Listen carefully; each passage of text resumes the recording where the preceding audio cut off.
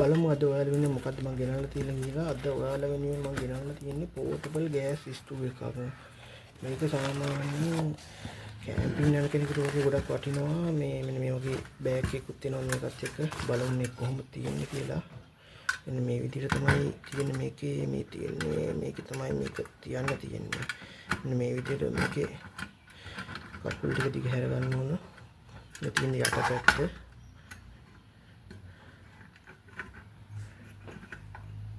මේකේ බලමු gas tank එක කොහෙට සෙට් වෙන්නේ කියලා. මෙන්න මේ පැත්තට තමයි ගෑස් ටැංක් එක මේකේ හයි කරන්න තියෙන්නේ. අපි බලමු ගෑස් ටැංක් එකක් කරගෙන මේක මෙන්න මේ විදිහට සෙට් කරන්න තියෙන්නේ.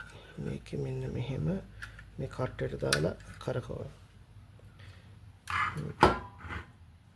මෙන්න මේ විදිහට තමයි තියෙන්නේ.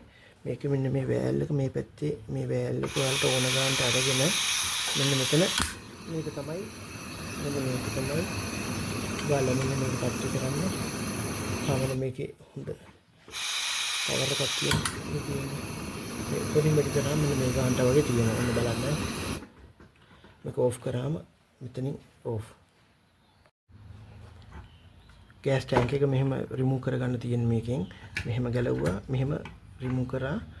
මම මේ ස්ටූ එක ඔන්ලයින් ලංකාවේ සයිට් එකකින් ගෙන ගත්තා. මේක සාමාන්‍යයෙන් 1850ක් වගේ ගියා ගෙදරටම ගෙන්න ගන්න. මේ ගෑස් ටැංක් දෙක මේ එකක් ග්‍රෑම් 220. මේ ගෑස් ටැංක් එකක් සාමාන්‍යයෙන් රුපියල් 850ක් 950ක් අතර ගාණක් වගේ වුණේ. සාමාන්‍ය කැම්පින් යන කෙනෙකුට වගේ මේක පාවිච්චි කරන්න හොඳයි.